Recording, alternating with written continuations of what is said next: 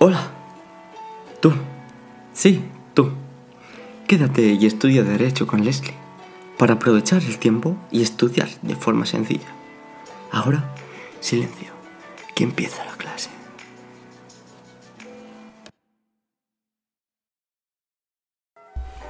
Hola, buenas. La clase del día de hoy será de Historia del Derecho y veremos el derecho de la Hispania visigoda y fundamentos sociopolíticos del derecho medieval.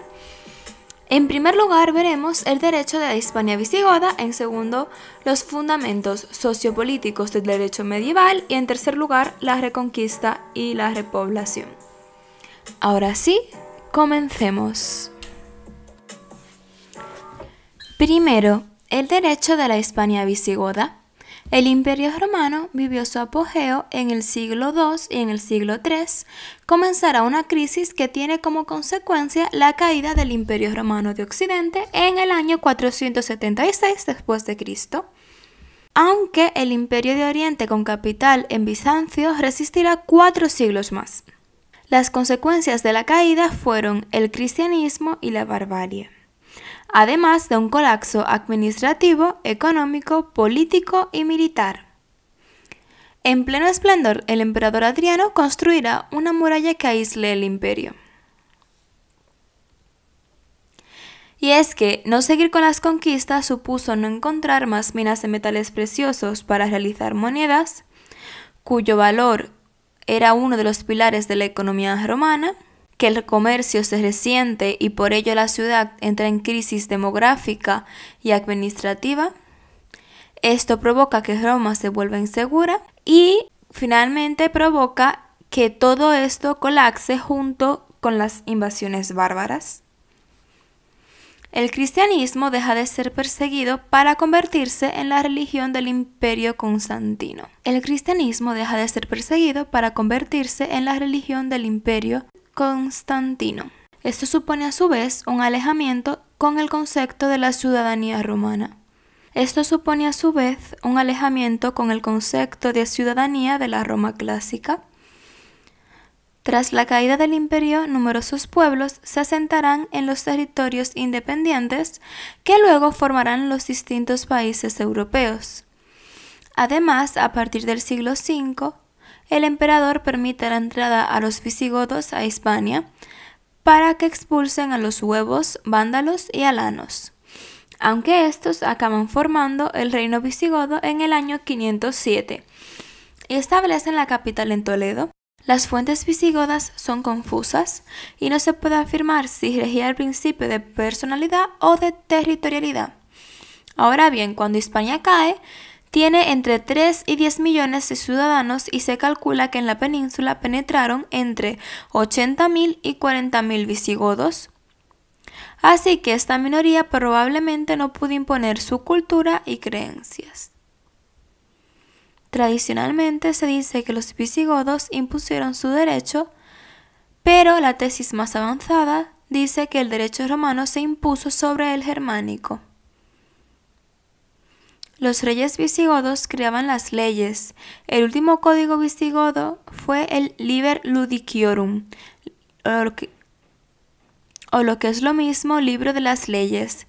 Fue publicado en el 654 después de Cristo.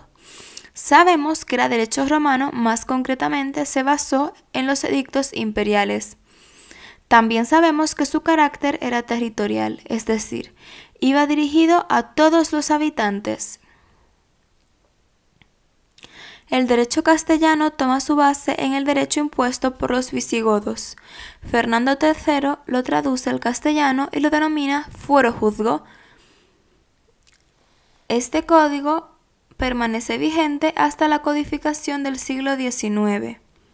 En conclusión, la España visigoda continúa con el legado romano, pero introduciendo las influencias germánicas. Hispania continúa así hasta la Reconquista. En el siglo XII se recupera el derecho romano en Europa y llega hasta la actualidad, denominándose derecho común. Segundo punto, los fundamentos sociopolíticos del derecho medieval. En el año 711 va a dar lugar la entrada de los musulmanes y la conquista absoluta de la península en solo 8 años, y la reconquista durará 7 siglos. El último rey visigodo fue don Rodrigo en el año 711. Este estaba luchando con los vascos en el norte de la península cuando llegaron noticias de la invasión. Luego bajó hacia el sur a la batalla de Guadarete, donde el ejército visigodo fue derrotado y fue el hundimiento de su reino. La conquista es total excepto por algunos cristianos las montañas de Asturias, Cantabria y País Vasco, zonas escasamente romanizadas y cuyo sometimiento a los visigodos fue problemático. Grupos de nobles se refugiaron en estas zonas, formando así un pequeño foco de resistencia.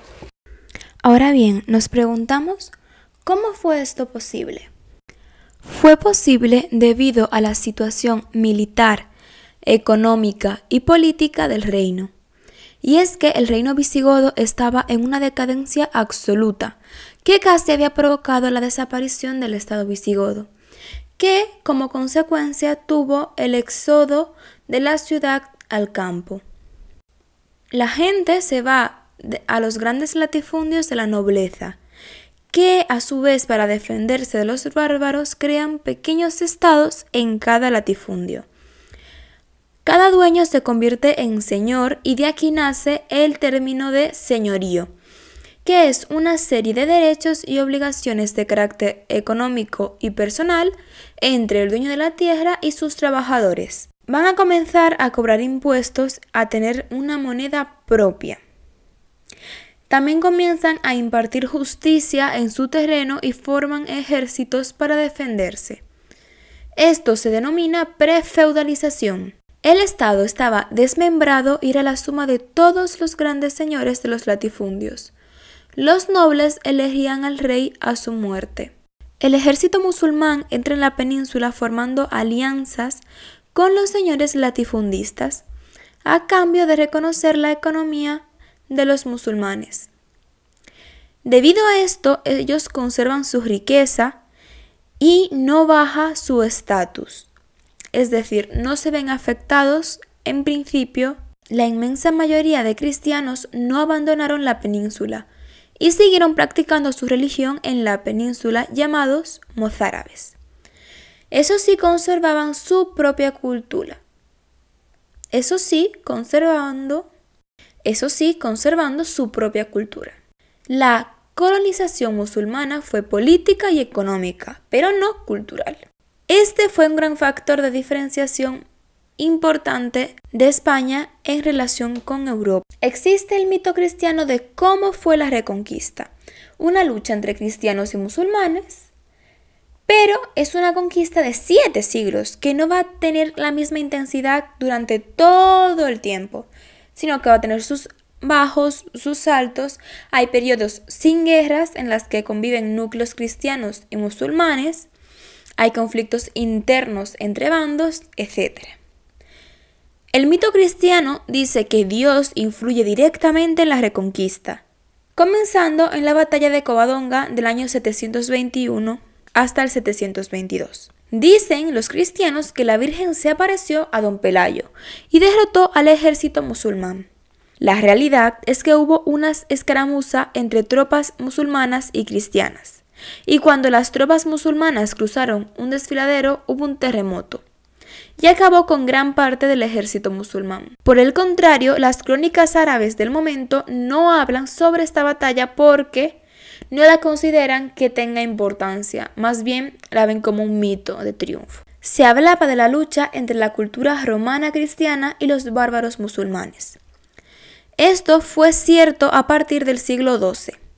En el siglo XX, Broden dice que los inicios de la resistencia cristiana fue un levantamiento de pastores cántabros y pirenaicos, y los cántabros y pastores en pueblos pocos o nada romanizados, poco o nada visigonizados y poco o nada cristianizados, por lo que no pudieron ser impulsores de un programa restaurado de la unidad religiosa, política y cultural.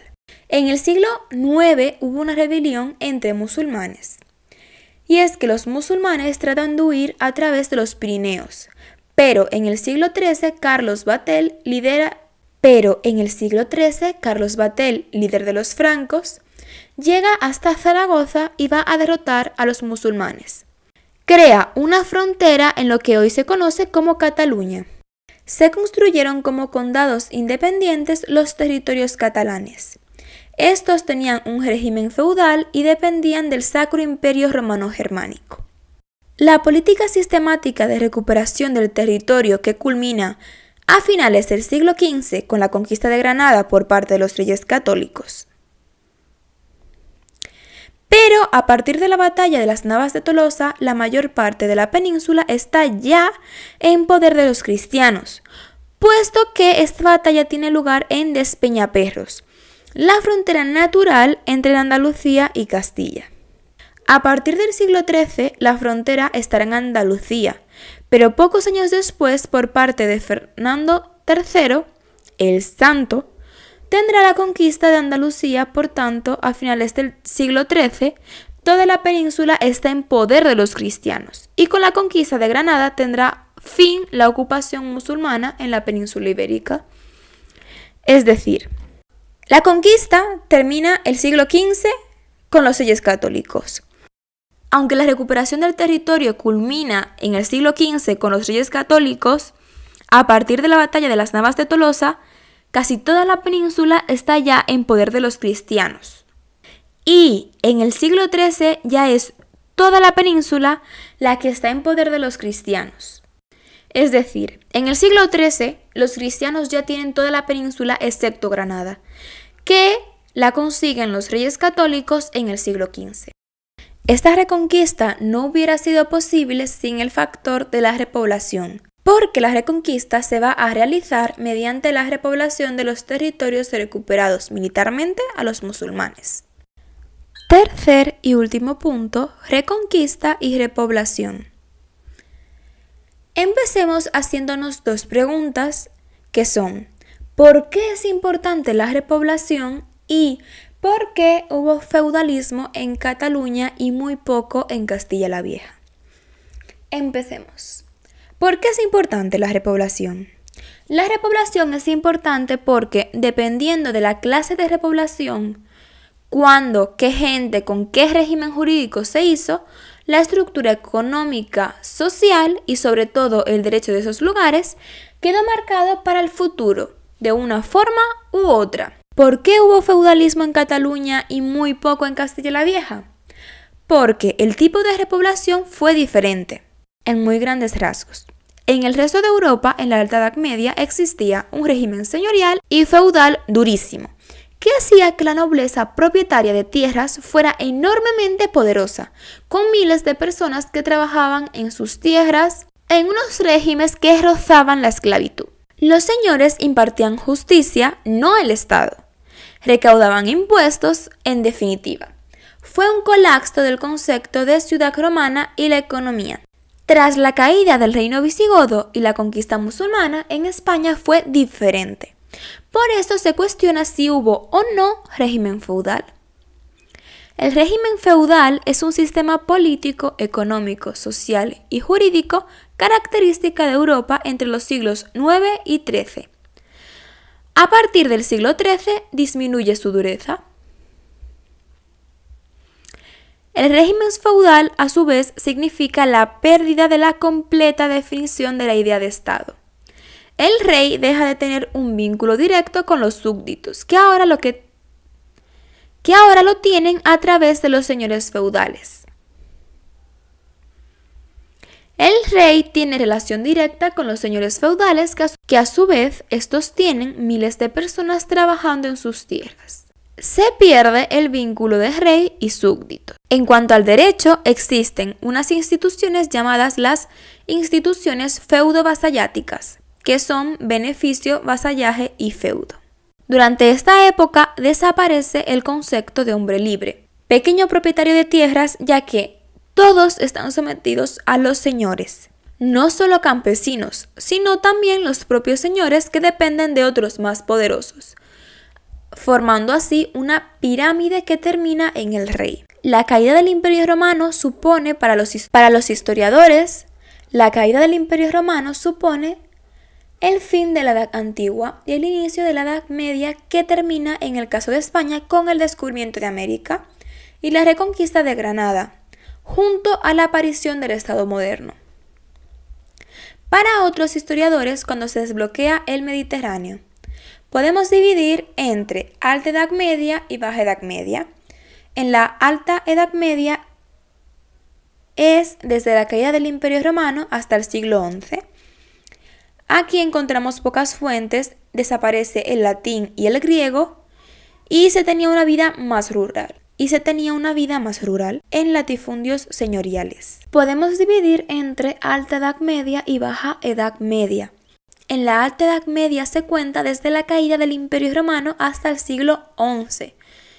Se encuentran pocas fuentes de la época, sabemos que desaparece el latín y el griego y que la vida era rural, formada en latifundios señoriales. En la Baja Edad Media está comprendida desde el siglo XI al XV, coincidiendo con la recuperación del comercio y la ciudad. Vuelve al estudio clásico. El derecho es determinante en la idea de Alta y Baja Edad Media, y hay grandes diferencias. La repoblación privada surge espontáneamente y no está dirigida por los reyes. Carece de tutela oficial. Hay dos clases. La repoblación privada oficial estaba dirigida por el propio rey y guardaba unas formas y solemnidades. Se trasladaban familias, siervos y hombres libres que buscaban nuevas tierras. Lo primero que se hacía era delimitar el terreno que se iba a ocupar. Normalmente se ocupaban las tierras en función de la capacidad que cada familia tenía de cultivarlas.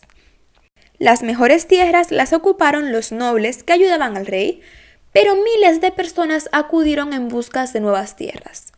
El rey a su orden repartía las tierras, se marcaban, se vasallaban, se ponían mojones, que eran piedras blancas que delimitaban el territorio, y lo más importante de todo, el rey otorgaba lo que se conoce con el nombre de Carta de Población, que era un texto que reconocía el derecho, los privilegios y las exenciones de los nuevos pobladores. Ejemplo, exención o no pagar impuestos. Las cartas de población recogían también por el derecho que se tenían que regir. Era normalmente el derecho de posesión y el derecho de propiedad, que se adquiría con carácter hereditario. Las personas que se iban a poblar de forma oficial tenían una garantía. También tenemos la repoblación privada. Es una repoblación que surge espontáneamente y que no está dirigida. Carece de tutela oficial. Son fundamentalmente dos clases de repoblación privada: la repoblación familiar y la repoblación monástica. La repoblación familiar consistía en que una o varias familias se instalaban en tierras que no eran de nadie, deshabitadas. Las ocupaban, las cultivaban y las hacían suyas. Se hacía mediante la presura, una institución jurídica que técnicamente hablando es la ocupación y aprehensión de una tierra deshabitada con ánimo de hacerla suya por particulares. Algunas veces los reyes concedieron autorizaciones generales para que los particulares ocupasen mediante la presura las tierras de una comarca, pero en general los particulares prescindían de esa autorización oficial y ocupaban estas tierras deshabitadas y no cultivadas. Posteriormente se dirigían al rey para que les confirmara esa ocupación. La clase de derecho que adquirían mediante la presura es la posesión, el uso de la misma, pero no su propiedad. Es decir, tenían acceso a esas tierras, podían cultivarlas y utilizarlas, pero no era suya. Para que fuera suya debían estar deshabitada y no cultivada. Si no, no se daba presura. La posesión se adquiría solo a través del transcurso del tiempo por usucapión. Además, parece que también el cultivo de la tierra otorgaba la propiedad. Es decir, podías adquirir la propiedad a través de los años por usucapio o podías adquirirla por el simple hecho de cultivarla. La presura más el cultivo de la tierra otorgaba la propiedad, aunque debía ser reconocida. Sin cultivo no se daba propiedad. El uso pacífico de la tierra se podía transmitir tanto inter vivos como mortis causa, mediante transacciones comerciales o en testamento. El cultivo de una tierra era distinto de la simple ocupación o de la presura, y se otorgaba el completo dominio o propiedad. En general, los particulares que habían ocupado una tierra solicitaban el reconocimiento de la propiedad al rey. Y en todos los casos en los que se podía demostrar que había habido presura más cultivo de la tierra se concedía. Es muy importante porque en algunos territorios fue la más común y significaba la ocupación por parte de hombres libres de esos territorios. En un momento en el que en Europa estaba en apogeo el feudalismo y régimen señorial, no eran grandes extensiones de tierra, eran pequeñas en las que una familia o varias podían cultivar. Esto convirtió a Castilla en un gran territorio habitado por hombres libres que no estaban sujetos a partes feudales ni señoriales. Castilla fue un territorio de hombres libres frente a la falta de libertad que había en Europa en la Alta Edad Media. Esta es la razón por la que Hispania, a excepción de Cataluña, no se convierte en un régimen feudal. La repoblación monástica. En la repoblación monástica, varias familias repoblaban tierras alrededor de iglesias y monasterios, con el patrocinio espiritual de las iglesias. Los clérigos y monjes convirtieron en directores e impulsaron la repoblación, teniendo dudas de si la propiedad de esas tierras pertenecía a la iglesia o a los particulares. Reconocían el derecho de las familias que ocupaban las tierras. Principalmente tuvo importancia en el norte de la península. Y estas repoblaciones se daban siempre en territorios abandonados. Ahora hagamos una tercera pregunta. ¿Por qué fue tan importante la repoblación privada? En algunos territorios fue la más común y significaba que una familia podría ocupar una tierra y a su vez contratar campesinos. Y esto marcaba una gran diferencia con Europa, que estaba en pleno apogeo del feudalismo. Castilla fue una comarca de hombres libres. Los nobles en Cataluña repoblarán esas tierras con sus empleados, restaurando en Cataluña un régimen feudal parecido al europeo. Hablemos de la repoblación de la zona sur de la península en el siglo XI. La zona sur de la península en el siglo XI será distinta.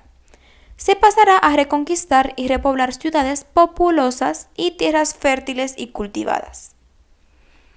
Se trataba de mantener el control de esas ciudades y territorios por medio de minorías cristianas. Y es el papel en la repoblación primero de La Mancha y después de Andalucía de las órdenes militares Calatrava, Alcántara y Montesa. A cambio de que las órdenes militares lucharan junto a los reyes en la reconquista, y el modo de premiarlas era que el rey les concedía millones de hectáreas donde miles de personas trabajaban en esas tierras. Pero no en un régimen feudal, sino contractual. Existían contratos entre los regímenes militares y las personas que aprovechaban esas tierras. En Andalucía, durante el siglo XII, el rey concedió grandes latifundios a la nobleza castellana, que con sus ejércitos ayudaron al rey en la conquista de Andalucía, principalmente en el año 1248, en la conquista de Córdoba y Sevilla. Había una reconquista militar de los territorios musulmanes, seguida de una repoblación por parte de cristianos de las tierras, teniendo que diferenciar entre las tierras no cultivadas y las de centro y sur de la península, donde se concedían enormes latifundios. En el sur existió un régimen señorial puesto por los nobles. Existían unas obligaciones económicas por parte de los habitantes de un territorio hacia los nobles propietarios, una desigualdad en el aspecto jurídico porque esos habitantes dependían de los señores que administraban justicia en sus territorios. desaparecerá con la Revolución Liberal Burguesa de 1812. Aunque todavía quedarán vestigios más adelante. El régimen feudal tenía obligaciones de carácter personal entre el señor y los vasallos.